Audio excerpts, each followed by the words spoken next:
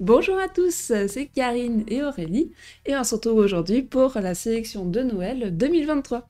Alors, de mon côté, je vais vous parler et vous reparler, si ça fait un moment que vous suivez la chaîne, de Mini Rug, qui est un petit jeu d'aventure dans lequel on va se balader dans un donjon comme ça qui se génère à chaque tour.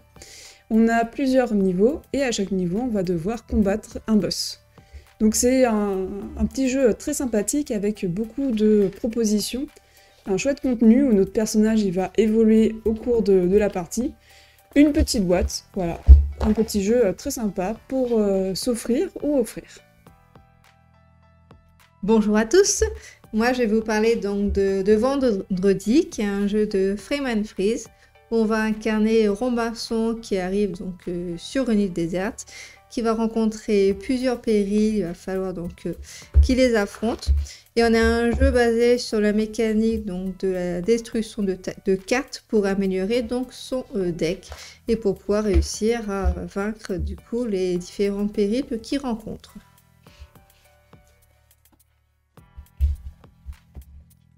Dans les jeux dont je vous ai déjà fait des vidéos dessus, il y a Warp's Edge, qui est un jeu purement solo, dans lequel on va avoir notre vaisseau, et on va avoir des vaisseaux ennemis qu'on va devoir détruire. Il y a également un vaisseau mère, qui aura des capacités spéciales, et qu'on va devoir détruire pour remporter la partie. La spécificité de ce jeu, c'est qu'on va avoir ce qu'on appelle des warps, c'est-à-dire qu'au bout d'un moment, on revient en arrière, donc les ennemis qu'on a vaincus reviennent dans le paquet à vaincre, et il faut réussir à vider le paquet pour pouvoir détruire le vaisseau mère.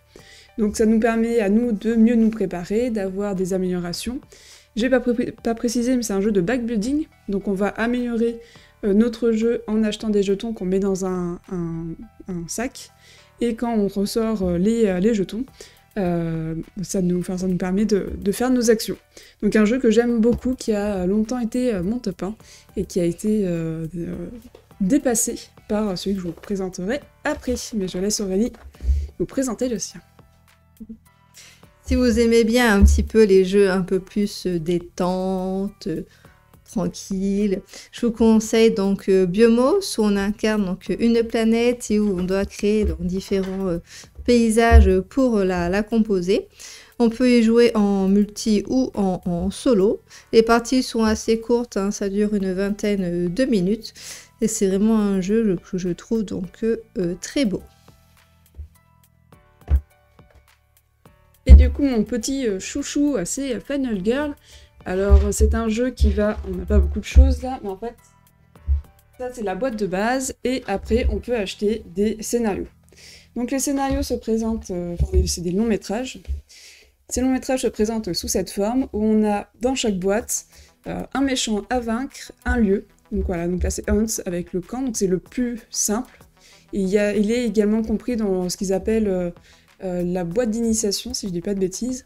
C'est voilà, ce scénario-là et la boîte de base. C'est le scénario le plus simple pour commencer le jeu. Et après, vous avez d'autres scénarios qui vous proposer des règles supplémentaires, des variantes.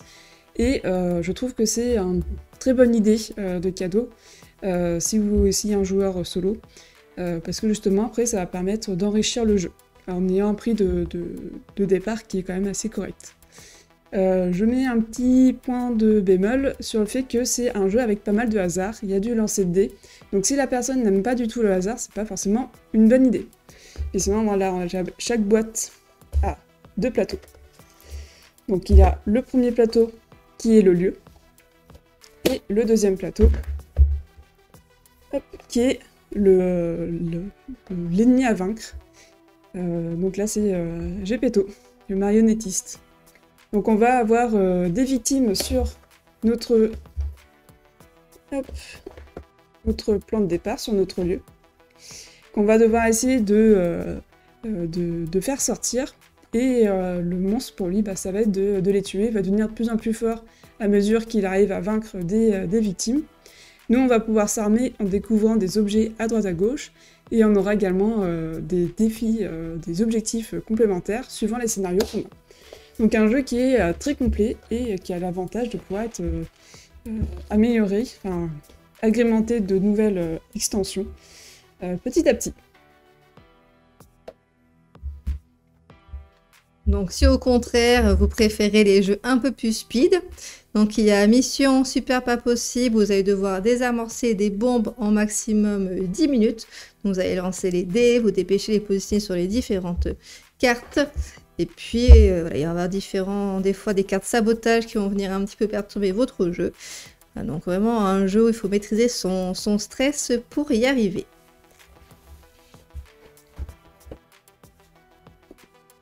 Et on part à l'aventure, alors une aventure dans un monde post-apocalyptique, voire futuriste, avec Maximum Apocalypse, donc là il s'agit de la boîte de base. C'est un jeu qui se joue en solo mais aussi à plusieurs, en coopération.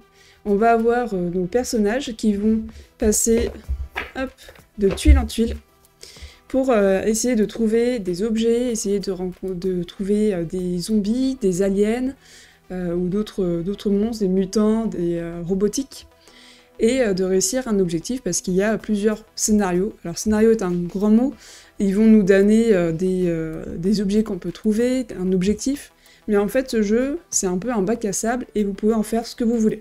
Vous mettez le lieu comme vous le souhaitez, vous choisissez les personnages que vous voulez. Alors en solo je vous conseille de jouer à 2 personnages, ce qui va vous permettre d'avoir une meilleure synergie dans le jeu. Et vos personnages vont avoir leur propre deck, que vous allez également pouvoir, alors pas améliorer, mais vous allez pouvoir vous équiper de certaines choses et d'autres cartes vont être immédiates. Donc voilà, un bon jeu aussi d'exploration qui est plutôt accessible et qui est très intéressant pour vivre une petite aventure. Si vous aimez les jeux qui prennent très peu de place et qui peuvent se jouer dans la main, je vous conseille donc Time Island, qui est donc un jeu donc de 1 à 2 joueurs, mais plutôt quand même un jeu solo. Vous allez donc également avoir différents défis à réaliser et qui vont pouvoir agrémenter un petit peu donc votre jeu. On passe sur une boîte un peu plus imposante qui est Heredity, le livre de Swan. Donc là on est vraiment sur un jeu narratif où le gameplay est très très accessible. Chaque personnage peut avoir 3 actions, on va mettre des pions dessus pour dire quelle action on fait.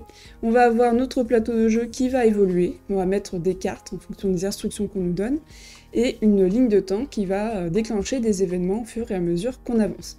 C'est un jeu qui est facile à prendre en main, qui se joue toujours avec 4 personnages, donc en solo ça peut être un peu difficile à appréhender, mais si c'est un joueur régulier, il n'y a pas de souci. Et le gros avantage, c'est que vous pouvez très bien commencer à jouer à 4, puis après passer à 2, repasser à 3. Chaque chapitre, en fait, comme vous jouez les 4 personnages, ça n'a pas vraiment d'importance si on change le nombre de joueurs. Il est dans cette boîte, du coup, il y a 5 scénarios, et il est également prévu plus tard une extension qui va rajouter un scénario. Le dernier jeu que je vais vous présenter, donc c'est Bonnie and Clyde, un jeu que j'ai eu dans le cadre d'un financement participatif, qui est un jeu de West Games, qui est donc basé sur une production donc locale. Donc Bonnie and Clyde, donc je vous le conseille si vous aimez donc les jeux où il faut faire donc des choix stratégiques, et si vous aimez également voilà, un petit peu donc de difficulté. Et on arrive sur le dernier, alors là on est sur quelque chose d'un peu plus massif et qui est plutôt expert. Il est également uniquement en anglais, donc il faut quand même avoir un niveau correct en anglais. Il y a certaines tournures de phrases qui peuvent être compliquées à appréhender lorsque on n'est pas très doué en anglais, ce qui est un peu mon cas.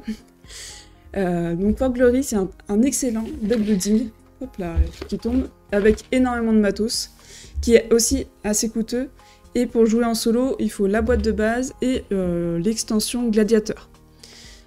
Autrement, si vous arrivez à vous procurer le jeu, il est vraiment très très bon. C'est probablement l'un des meilleurs deck building, gros deck building qui existent. On va avoir notamment 2 phases. Une phase où on va avoir une amélioration de notre deck. On va également pouvoir recruter des gladiateurs pour les mettre sur différentes arènes. On va pouvoir augmenter notre partie villa pour avoir des sénateurs qui vont nous aider à avoir de l'influence et du coup à pouvoir recruter plus de gladiateurs. Et la seconde phase va être la phase d'arène où on va s'étaper les uns contre les autres et vérifier qui remporte l'arène. Quand on récupère l'arène, donc il y en a 2 différentes, sans trop rentrer dans les détails, on va débloquer un pouvoir bonus qu'on va pouvoir utiliser pour les futures parties. Donc c'est un jeu très complet, très intéressant au point de vue des mécaniques. Il y a des fois on se dit mais ça c'est très très fort, et après en même temps on se rend compte que c'est assez compliqué à jouer.